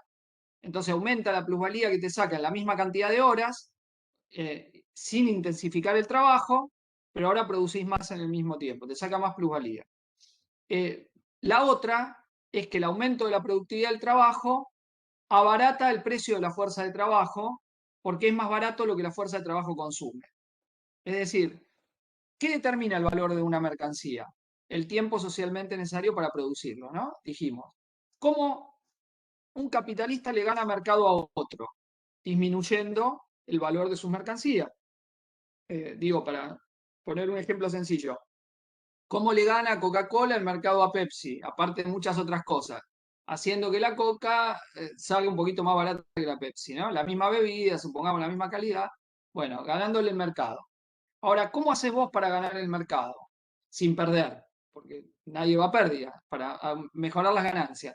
Bueno, podés bajar directamente los salarios, es una forma, eso también es plusvalía absoluta, o podés eh, eh, tener maquinaria que te permita producir más en menos tiempo y por ende disminuir el valor de la mercancía. Eso hace que en el capitalismo los medios de producción se revolucionen permanentemente. O sea, ¿por qué hay una compulsión en el sistema a querer producir más en menos tiempo? Por la competencia capitalista. Es una compulsión de las leyes de la competencia capitalista. Entonces, al disminuir el valor de la mercancía, por ejemplo, antes una leche valía 10, el aumento de la productividad hace que ahora la leche valga 8, ¿no? Entonces, esa disminución del precio de los alimentos hace que haya más plusvalía relativa. Digo, no es lo que pasa, ¿no? Porque nosotros tenemos inflación de los productos alimenticios, pero estoy diciendo el ejemplo por la lógica. A eso también se lo llama plusvalía relativa. Disminuye aquellas cosas que vos comprás, porque el valor del salario siempre, vos el salario lo podés analizar de distintas maneras. Un concepto es salario relativo, es decir, 10 pesos no siempre son iguales a 10 pesos. 10 pesos depende de lo que yo puedo comprar. Si lo que yo compro con 10 pesos ahora es más, porque las cosas se abarataron, entonces se incrementa mi salario relativo. ¿Se entiende? Y al bajar ese precio, el precio de la fuerza de trabajo tiende a disminuir. A eso también se lo llama plusvalía relativa. ¿Eh? Lo más fácil de entender es si es mediante la extensión de la jornada laboral o su intensificación o mediante maquinaria más moderna que te permite producir lo mismo en menos tiempo o más aún en menos tiempo. No sé si más o menos se entiende. Aumenta la plusvalía que el capital le saca al trabajo por dos medios. Por eso Gracias, digo, la profe. jornada de trabajo siempre ha sido una gran batalla entre el capital y el trabajo. En la época de Marx fue la jornada de 10 horas. Después la jornada de 8 horas, los 1 de mayo, entre otras cosas, son el Día Internacional de los Trabajadores, por la pelea por instituir la jornada de 8 horas de trabajo. ¿Y qué pone la jornada laboral? Nada, la lucha de clases. No hay en sí mismo algo que diga que la jornada tiene que ser 6, 8, 10. La tecnología actual, por ejemplo, permitiría que con 4 horas de trabajo de toda la población se produzca lo que hay en el mundo. Y no, y el capitalismo te genera desocupados por un lado y otra parte de la población trabajando 12 o 15 horas.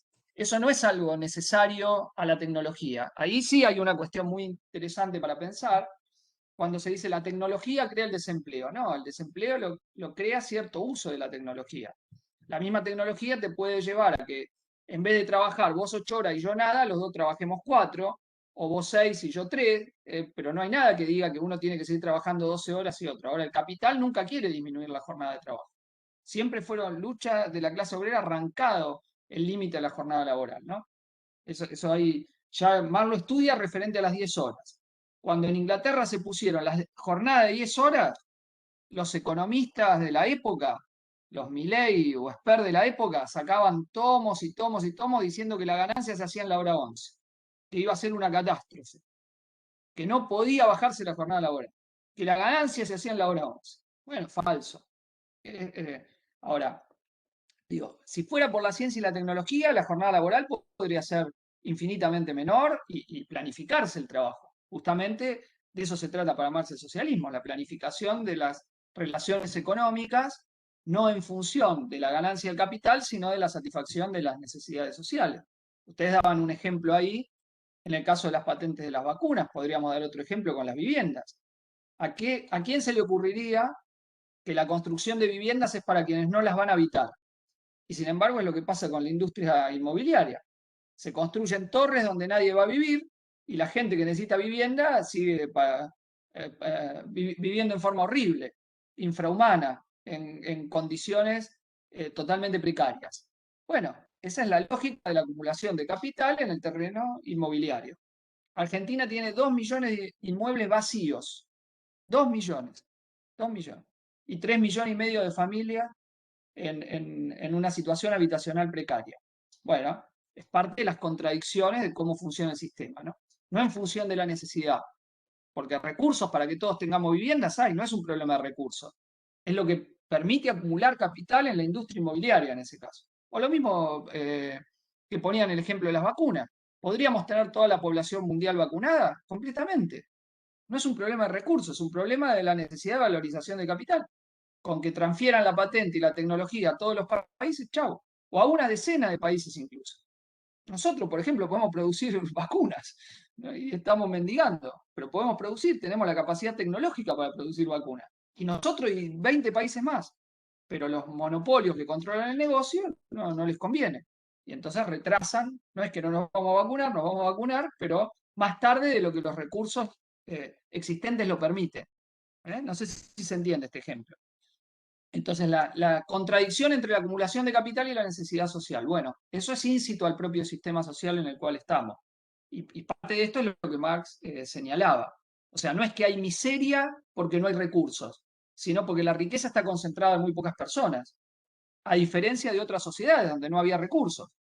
El capitalismo ha generado infinitos recursos, pero esos recursos se concentran en muy pocas manos, la burguesía y la gran burguesía, digamos, entre la burguesía y la gran burguesía, que concentran riquezas que no van a poder gastar nunca en su vida. Y del otro lado, la miseria social.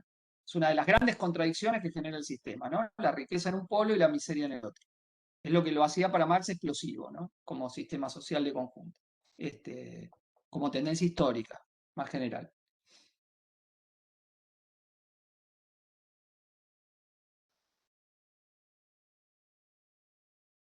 No sé si más o menos, José, te contesté el interrogante que tenías. Sí, profe, perfecto, gracias. O sea, yo iba por ahí, pero no estaba muy seguro. La plusvalía absoluta y relativa. ¿Eh? O sea que si estás en un laburo y te dicen, che, en vez de 8 horas, hoy tenés que trabajar 10, ¿qué te están haciendo? Sacando la plusvalía absoluta. ¿Está bien? Es decir, decís Sí, al jefe, sí, sí, jefe, sí, sí. usted me quiere sacar plusvalía absoluta. ¿Está bien? Más plusvalía absoluta. Ponele que le diría.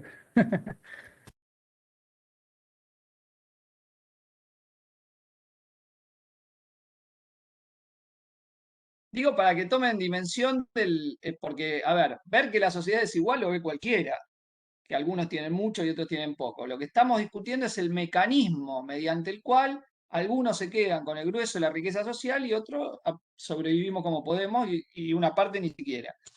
Es decir, ¿cuál es el mecanismo permanente por el cual se genera esa riqueza que se acumula? Bueno, Marx dice la plusvalía, el trabajo no pago del obrero. Cada vez que entran a la fábrica Ford, para poner un ejemplo, sus 5.000 obreros ahí dejan cada uno 3-4 horas de trabajo gratuito en manos de que se apropian los accionistas de la compañía, en este caso. Bueno, ese es el mecanismo fundamental que hace que lo llamemos modo de producción capitalista, es decir, la apropiación de la plusvalía. ¿De dónde surge la ganancia de los capitalistas? No de su esfuerzo, no de su talento, no de su mérito, no de la meritocracia, sino de su capacidad de apropiarse la plusvalía que genera la clase trabajadora. Esa sería la definición, la explicación que da Marx sobre el modo de producción capitalista. ¿Eh? Digo, partiendo primero de la teoría general, lo que es la concepción materialista de la historia o materialismo histórico. Es decir, la capacidad de que actuamos, no solo pensamos el mundo, construimos conceptos para explicarnos cómo el mundo es, que Marx lo considera una parte del lado activo humano, sino que transformamos el mundo, cambiamos la naturaleza, no la dejamos inalterable, la transformamos. ¿Eh? La transformamos, tenemos esa capacidad de transformación y de construcción de la vida social, que es un producto de nuestra acción. Obviamente, no individual, sino colectiva. No individual, sino colectiva. No somos átomos separados, ¿eh? Sino que somos sujetos sociales a partir de cierto nivel de existencia y en relación con el medio natural. Tenemos esa capacidad de transformación del mundo. Ya esa capacidad puede ser destructiva, o constructiva, depende. Ya ahí es una cuestión civilizatoria, si quiere.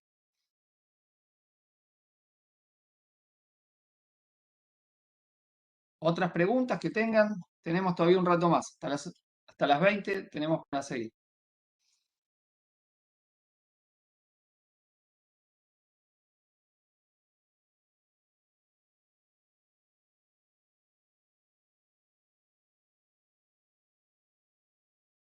Sé que esto no es de Marx, pero me interesaría saber qué está pasando puntualmente en Colombia.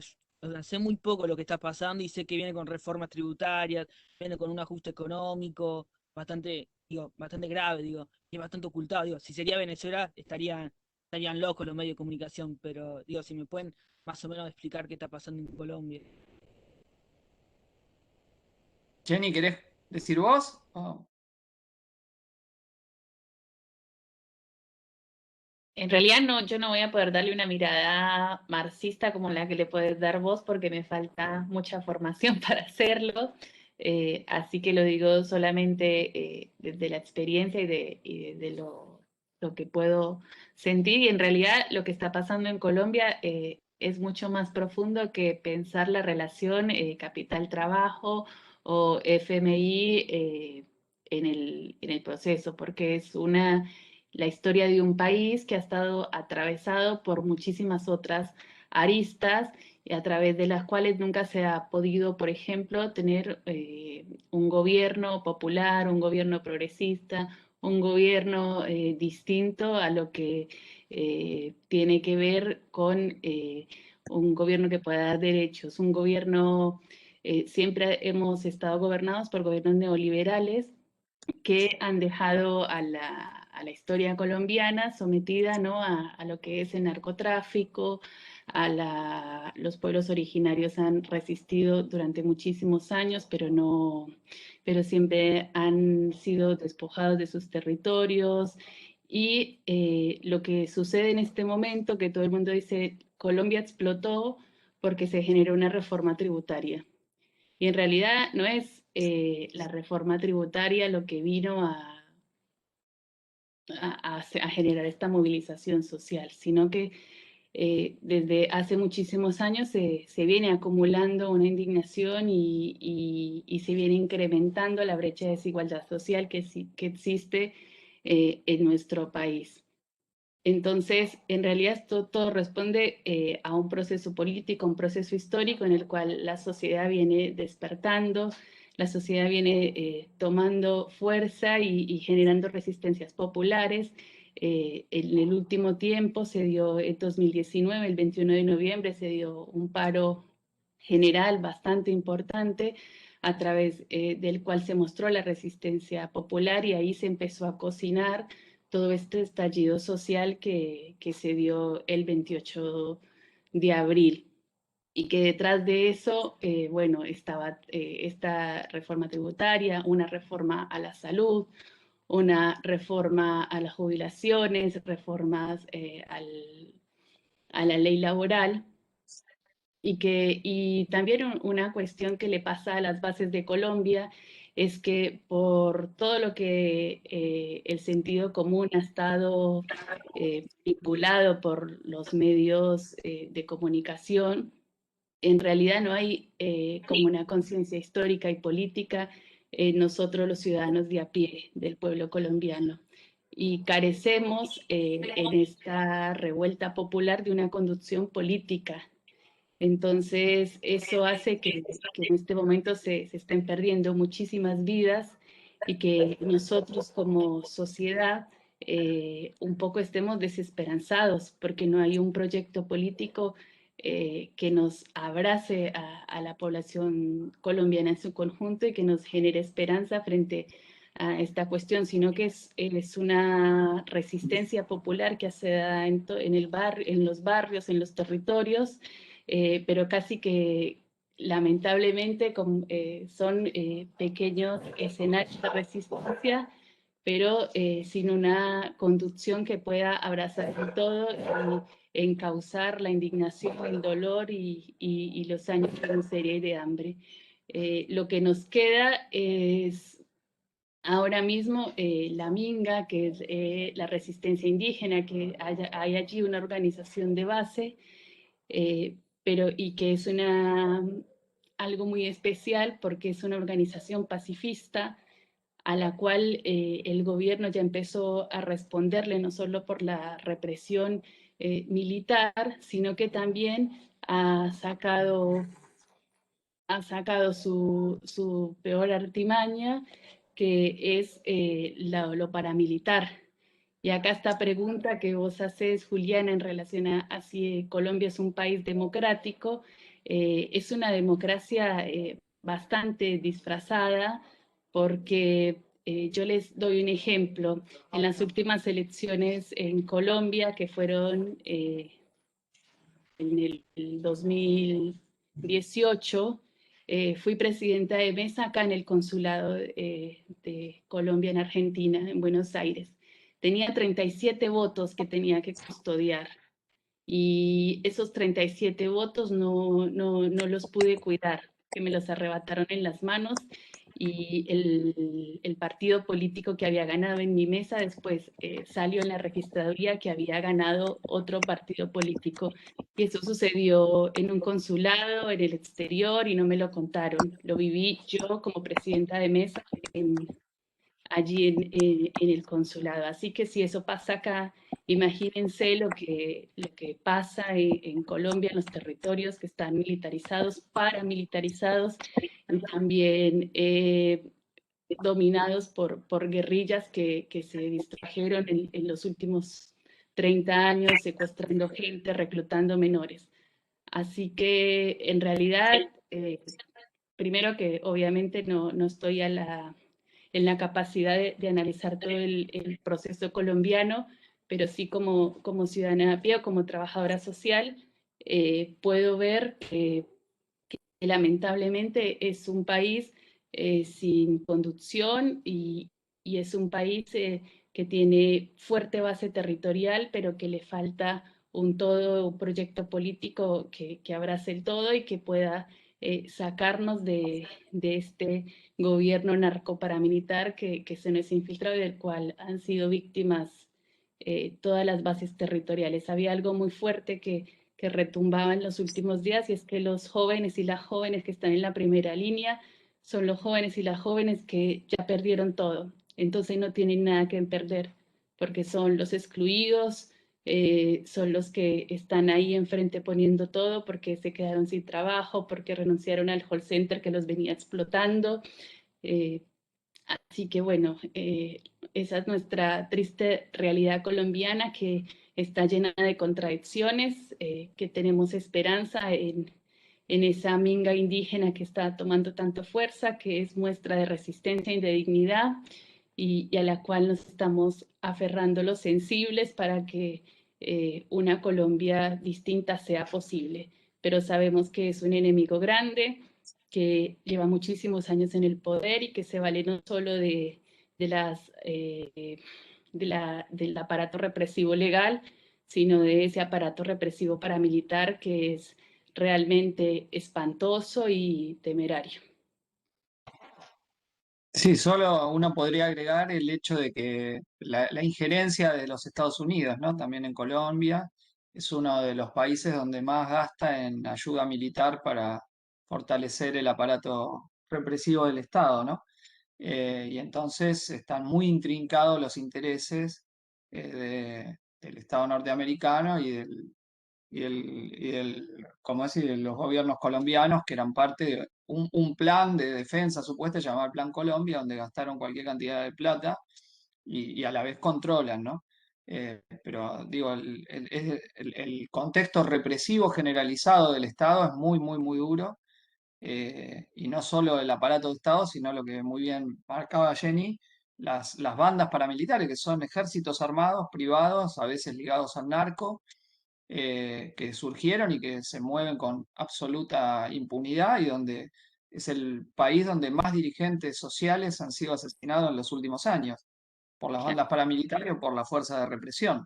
Me estoy Sí, desde el refiriendo a dirigentes 2016 que se campesinos. firmaron los acuerdos, fueron cientos de líderes asesinados. Y desde el 28 son miles de heridos, 39 muertos, decenas de mujeres víctimas de violencia sexual, casi hay 900 desaparecidos. Así que en realidad es una situación gravísima de violación a los derechos humanos, al derecho internacional humanitario. Y hoy más que nunca Colombia necesita que la comunidad internacional ponga sus ojos allí y sea veedor de este cambio social que están eh, pidiendo a gritos las bases. Sí, ustedes pueden verlo como en los últimos 2 años, los dos países más neoliberales de América Latina, Chile y Colombia, es donde se han producido los levantamientos populares más profundos, ¿no? Que cuestionan el tipo de organización social y, así como Jenny decía, ¿no? La última medida fue la última gota que terminó de llenar el vaso. Bueno, lo mismo, acuérdense que los chilenos decían no son 30 pesos de aumento del subte, sino 30 años de neoliberalismo. En ese sentido, tienen muchos puntos de contacto ambas rebeliones, ¿no? Más allá de las configuraciones muy particulares, el peso que tiene la cuestión campesina y originaria, bueno, en Colombia, en Chile también por el tema mapuche, pero que se entrelazan toda la conflictividad social, ¿no? Este, pero bueno, desde ya un tema a seguir que conmueve nuestro continente en este momento y bueno, y se puede obviamente usar las herramientas teóricas que vamos viendo para pensar los temas reales, porque en última las teorías para explicar la realidad y para tratar de transformarla, ¿no? Si estamos en Marx, no quiero que se interprete mal la famosa tesis 11, ¿no? Los filósofos han interpretado de diversas formas el mundo, de lo que se trata de transformarlo, o que se entienda que entonces se puede prescindir de la teoría, ¿no? En Marx siempre ese concepto es el de praxis, la unidad de teoría y acción, ¿no? O sea, una visión sobre el mundo que permite su transformación, una acción consciente sobre el mundo. La tesis 11 no es una tesis practicista, entonces dejo la teoría, como los filósofos interpretaron el mundo, ahora no la interpreto, no. A partir que la interpreto es no solamente interpretarla, sino para actuar sobre el mundo y transformarlo, ¿no? Esa es la idea de Marx en la cabeza, el concepto de praxis, ¿no? Que es unidad de teoría y práctica en la acción. Entonces digo, en función, la teoría siempre es para explicar y actuar de alguna manera sobre la realidad, más allá de lo que cada una o cada uno interprete actuar, ¿no? Es lo mismo, cuando veamos más adelante en el programa teoría feminista, no es que uno dice, che, hay patriarcado y dice, ah, ya está, lo analicé que hay patriarcado, es para que no haya patriarcado, ¿no? Para actuar y tratar de transformar esa relación, que en el caso del capitalismo acompaña las relaciones capitalistas, ¿no? El género y clase son como elementos articulados de una forma de dominación social en la cual vivimos. Este, pero para pensarlo, ¿no? La teoría no está desprovista de la interpretación de la realidad cotidiana, no son cuerpos teóricos para decir, che, no puedo pensar el mundo en el que estoy, ¿no? Es para tratar de pensar el mundo en el que estamos, ¿no? De un cuerpo teórico, otro, etcétera. Ahora, para poder hacer eso tenemos que entender los cuerpos teóricos. Ahí tenemos unas discusiones específicas de los conceptos, las teorías, y en este caso, por eso nos estamos refiriendo a uno de los grandes cuerpos de la teoría social, pero obviamente para ponerlos jugando siempre con los hechos que están pasando en la realidad. ¿eh? No pretenderíamos nada más distinto de decirles no queremos usar la teoría para pensar el mundo en el que estamos, todo lo contrario. Todo lo contrario, es inspirador para tratar de pensar el mundo en el que nos movemos, desde lo más abstracto hasta los análisis más concretos de la sociedad que analizamos. ¿eh? Ahora, si quieren aprovechar los últimos 13 minutos que nos quedan de clase para hacer alguna pregunta más, a disposición de ustedes, ya sea o de la parte teórica o de alguna pregunta más que quieran asociar. Pero traten de acordarse de lo que vieron en las otras materias y todo, y dudas que tengan, este, o visiones como para que podamos hacer alguna explicación.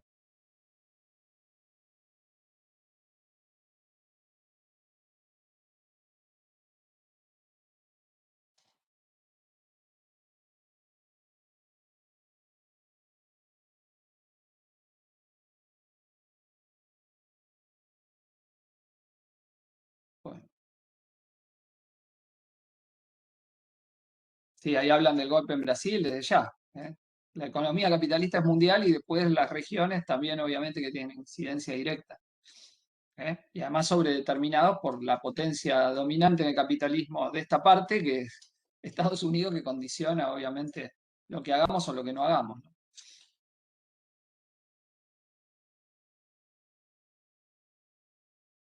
Bueno, pero se entendió entonces algunos elementos, por lo menos algunas pinceladas de la concepción materialista de la historia, y después de algunos elementos sobre el modo de producción capitalista.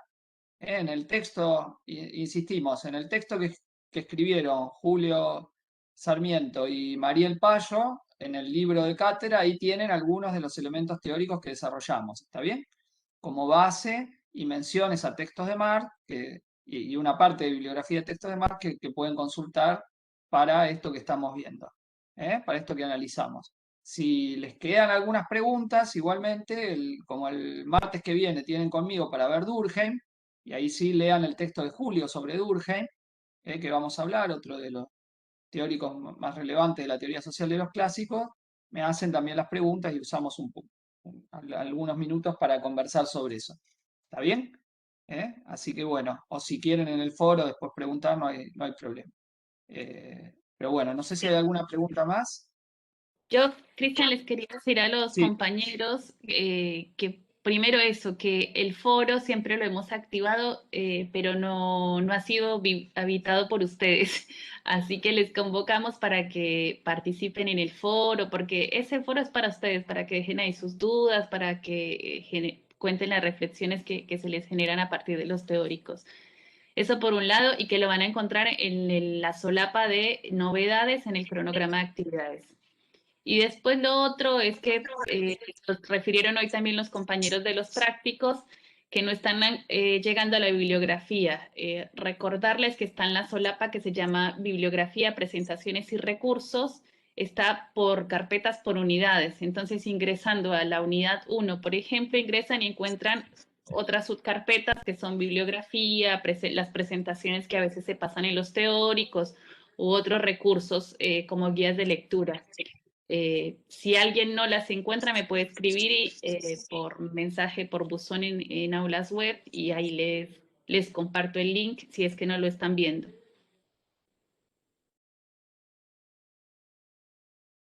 bueno, si les parece entonces, gente, terminamos por hoy y nos vemos el martes, va a ser a las 10 de la mañana.